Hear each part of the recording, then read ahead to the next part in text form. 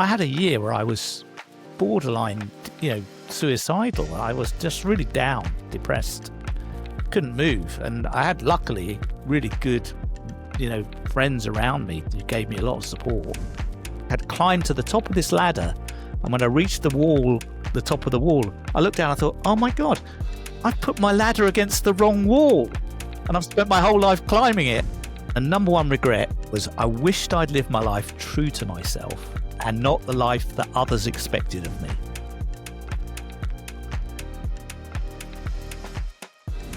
Ray Martin, also known as the Daily Explorer, turns life's breakdowns into breakthroughs. He's an entrepreneur, award-winning business leader, and author of Life Without a Tie, a book that chronicles his extraordinary journey from corporate success to authentic living. In 2005, Ray's life imploded. His business partner and wife left, his father died, and his identity as a successful CEO crumbled.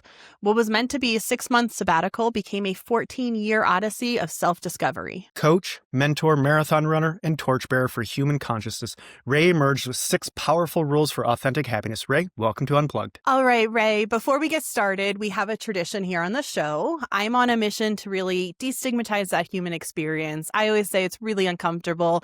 And the more we can just make people aware of how uncomfortable it is and destigmatize that process, the more we can #be human. So is there something that has happened to you in life recently or a long time ago that maybe just really grounded you in your own humanity, reminded you of your humanity, centered you in your own humanity? I have loads around work where, even though I have a mindfulness practice that I cultivate and develop and meditate each day, still things happen at work. I think I'm being left out. I'm not being considered.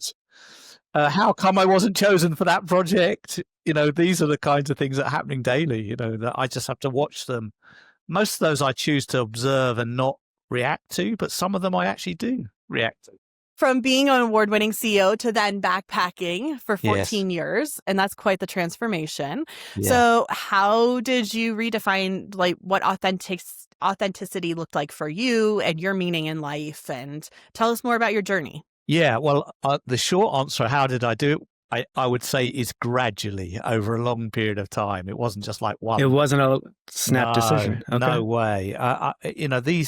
These transitions are deep.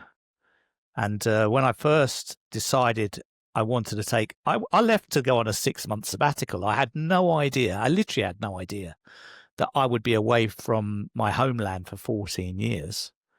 I really had. I lived in a house in London, which I sold in order to actually create some funds and space to take the 6-month sabbatical. And because it was quite a large house, I had a lot of things in it and I didn't want to keep those. So I got rid of them, most of those things. So I left with a backpack of 20 kilos of clothes and a laptop. And that was pretty much everything I owned after I'd quit that life. And I really thought I would be back in 6 months to start something new in England and get a new home again and start from the beginning. But it obviously dawned on me after a few months into that journey that I wasn't quite ready. I don't know if you've ever come across the work of William Bridges. He wrote a lot about transitions. He's probably considered to be one of the world's thought leaders on transitions and the nature of them. And so when you go through a transition, you have an ending of something and then eventually have a new beginning. Mm-hmm. It's bloody hard. So I was in this 6 months in a big transition from being a very scheduled and target-driven and achievement-focused CEO and driving a business like a herd of cattle through the plains, to being completely anonymous, having no status, no goals, no targets, no obligations, no routines. Talk about #be human, Ray. And it was the first time in my life, I was 45, it was the first time in my life I'd ever been in that position where I wasn't obligated to do anything for anyone else. I'd never been in that position. You've written a book and it's Life Without a Tie. Yeah. I can see where the title came from. Chronicles your loss of kind of everything that defined you. You lost a lot of things. Sounds like a marriage. Walked away from a business, and potentially your father passed away.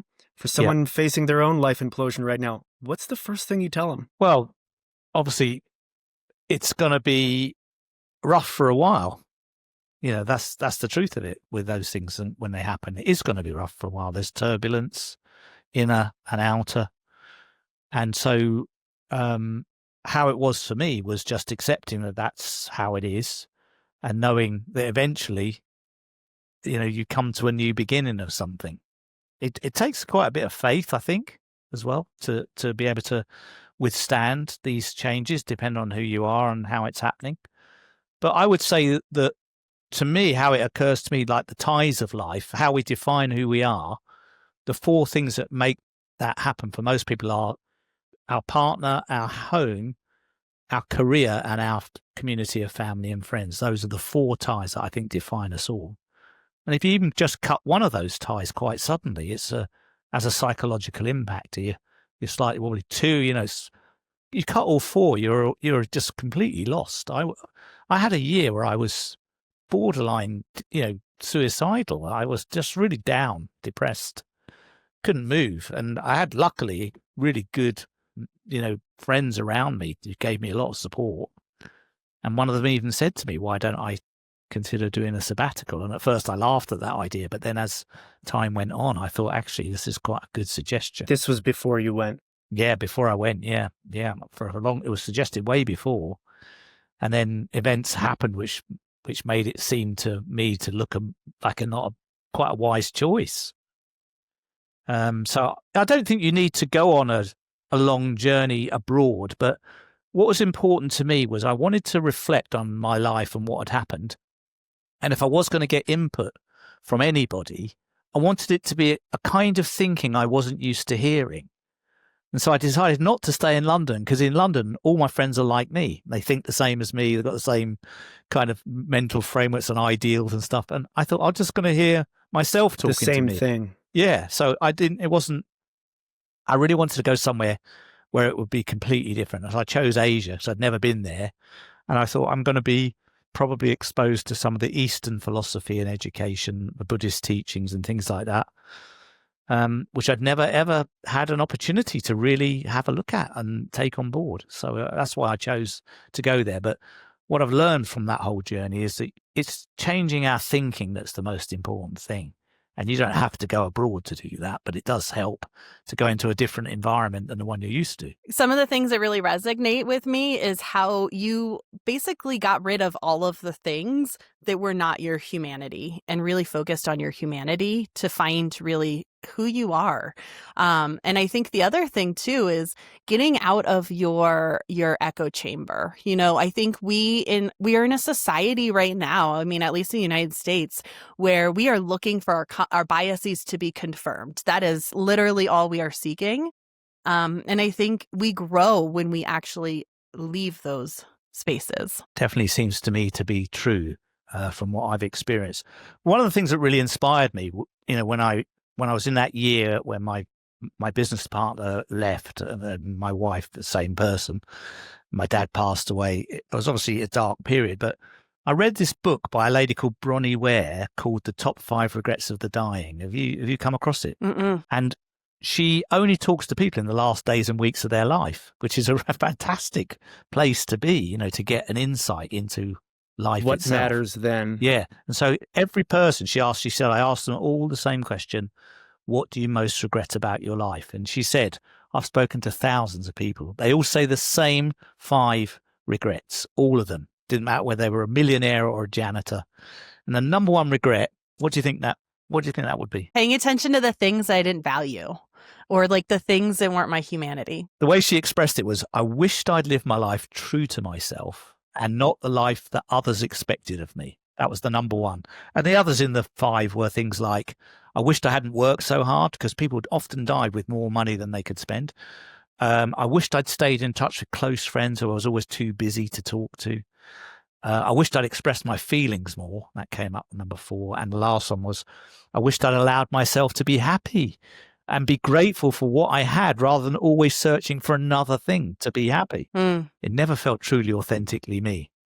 For some reason, it just never did. It's like I'd climbed to the top of this ladder, and when I reached the top of the wall, I looked down and thought, oh my God, I've put my ladder against the wrong wall, and I've spent my whole life climbing it, and now I'm here.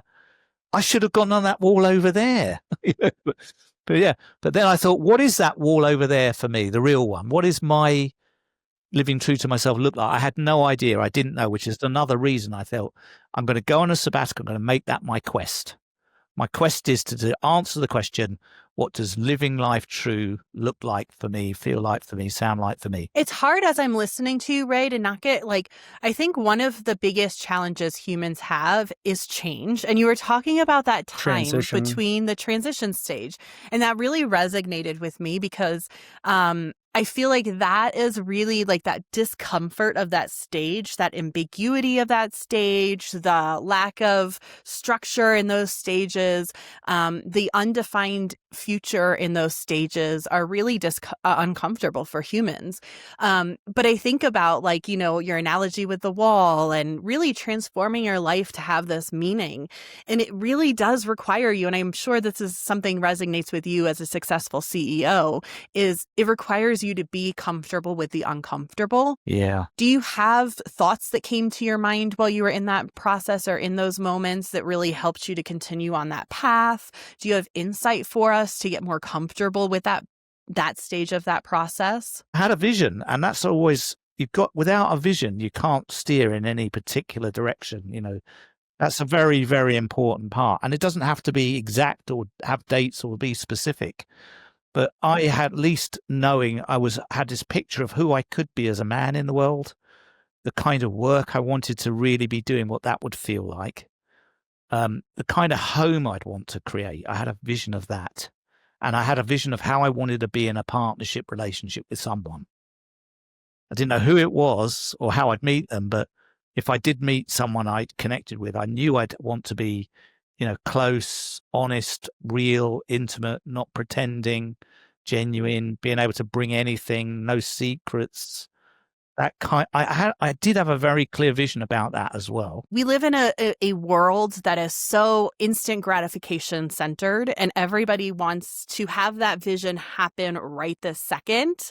And somebody said to me recently, in this political environment that we're living in, remember you're running a marathon, and that marathon might be the 40, 50-year marathon that you're running.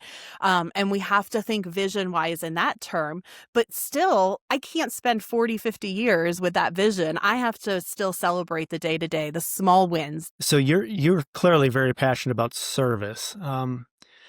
At least here in America, we kind of fall one of two ways. Some are overcommitted to serving others.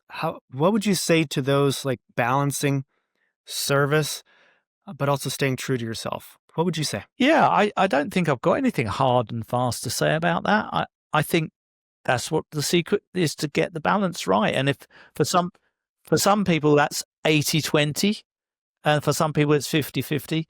For some people who are performers and actors, that's 90-10 self to service. It's just okay. Whatever it is, as long as it's true for you and you're acting truthfully, it's going to work out. Everyone's going to accept it if it's your truth. So you're a marathon runner and you've raised money, which you were just talking about. There's obviously some physical challenges involved with training for a marathon. I've done 3, nothing spectacular, but great. What did you learn from the physicality that you never could have learned from being behind a desk?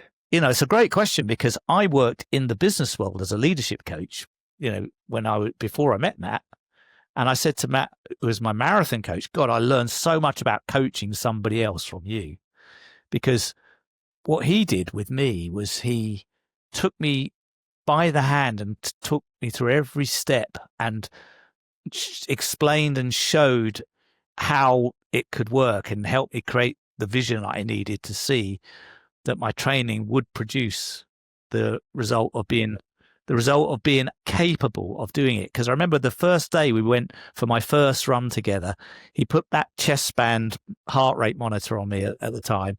I think I have them on my wrist now, but it was a chest one for a Garmin, and I wore his Garmin, and I ran 2.5 kilometers around this lake in Thailand. And I was virtually collapsing when I got back to him. I was out of breath. I was physically uncomfortable, and I was crying, and I was going, how am I going to do 40 kilometers of this? Why did I ever agree to do this? I've told everyone, I've announced it to the world through my blog that I'm going to run a marathon. And now I can't do it. I'm going to have to tell everyone I can't do it. He said, you can do it. You will do it. Trust me.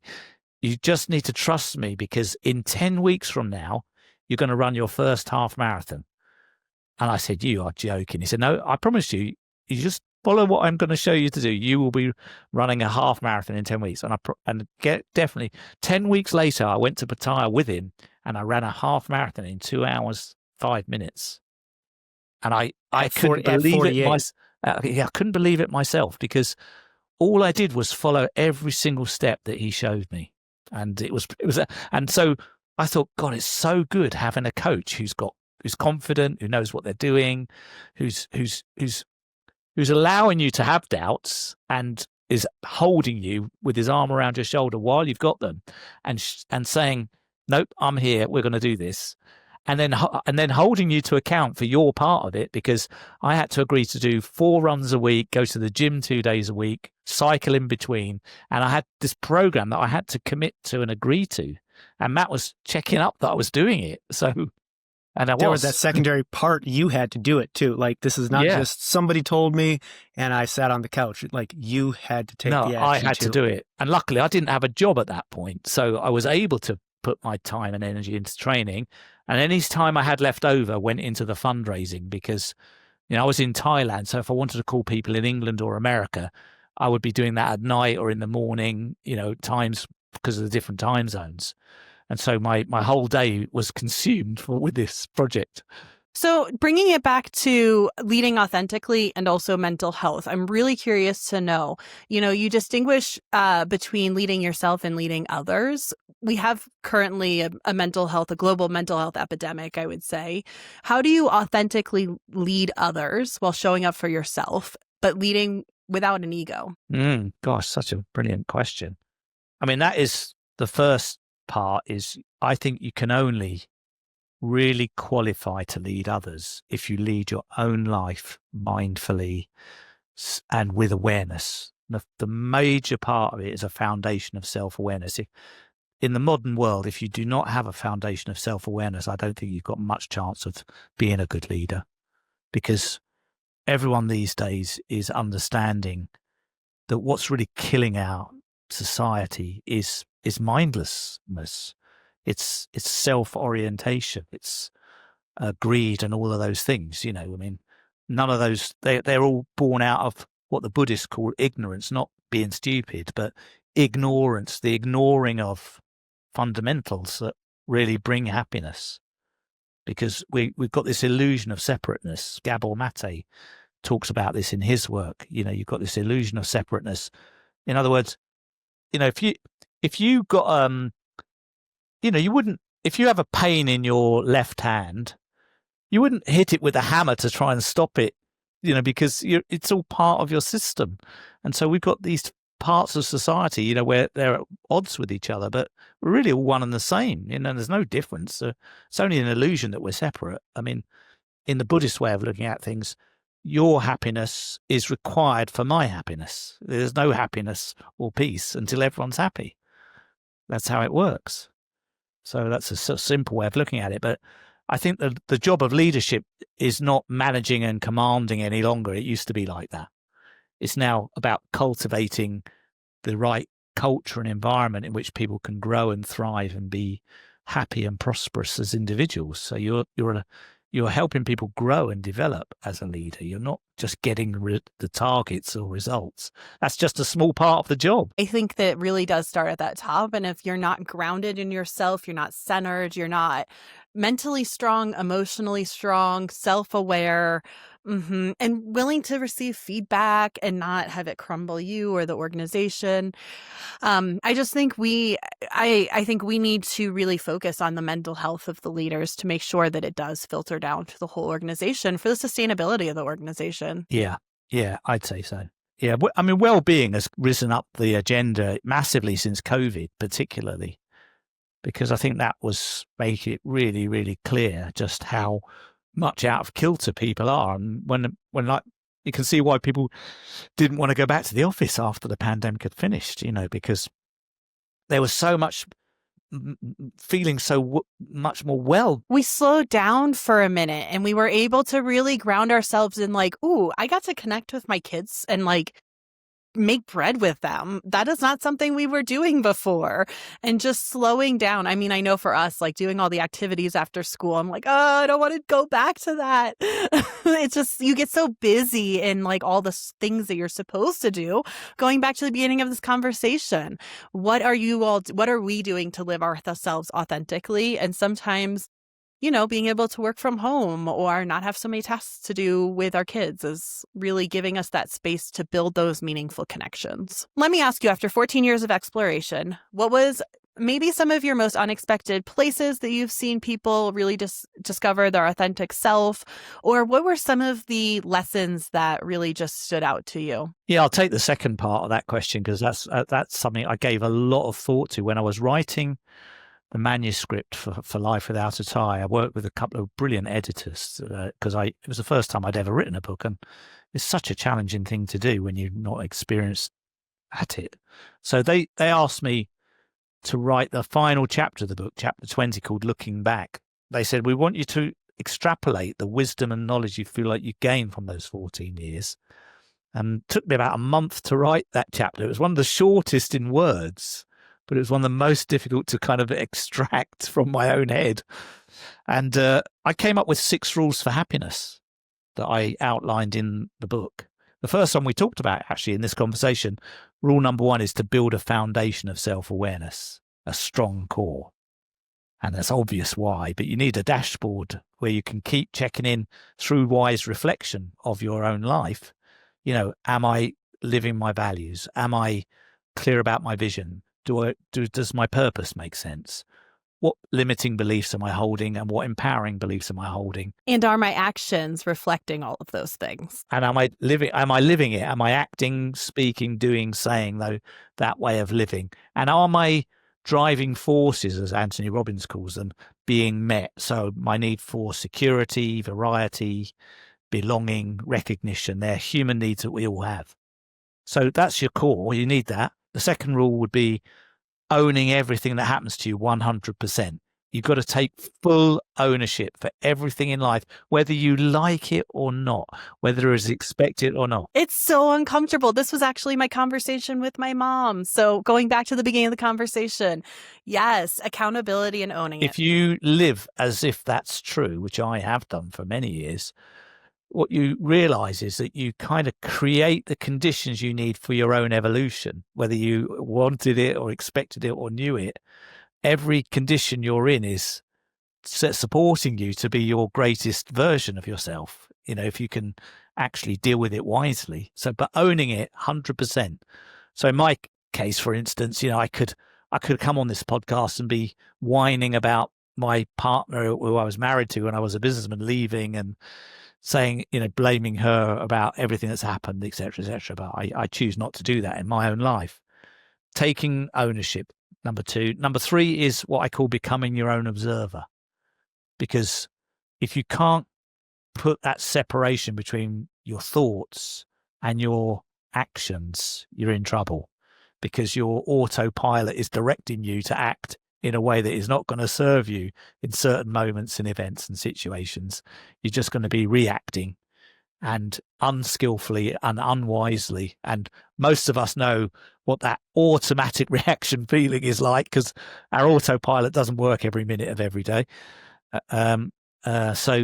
So that's becoming your own observer is probably one of the most underrated skills, I think, in the world at the moment. I think people think they're self-aware from this big picture perspective, but not when it comes to the nuances and the subconscious and the unconscious things. Yeah, I mean, you have a fallout with someone in your family, a sibling, your parent or your partner, you're running a story all the time about what their behavior means. It's usually not what it really means, but you've got your own story about what they're doing and what that means.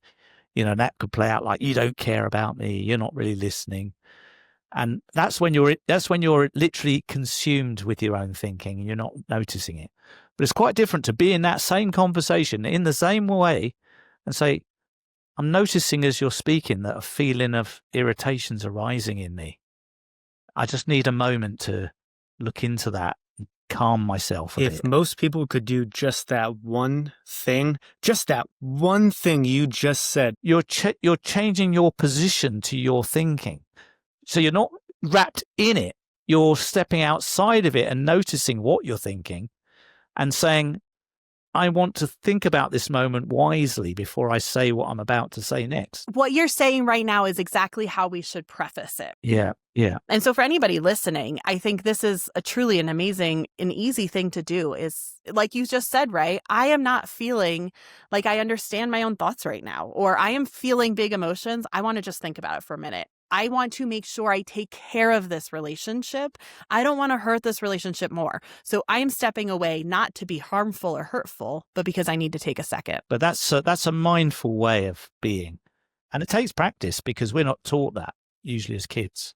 We follow the modeling that our parents have shown us. We become kind of childlike sometimes when we're in those spaces. We do, yeah, because that's where the original experiences were captured when we were children. And that's where it's coming from. Yeah, absolutely. Well, Ray, we just want to say thank you very, very much for being here.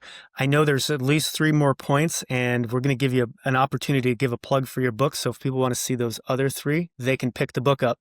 But thank you again so much for being here and sharing your own experiences with us. But before we wrap up, we'd love to end with one bigger question for you. All right. So, Ray, if you could rewrite one societal rule about success or authentic living, or really any of the things that we've talked about in this conversation, what would your new rule be?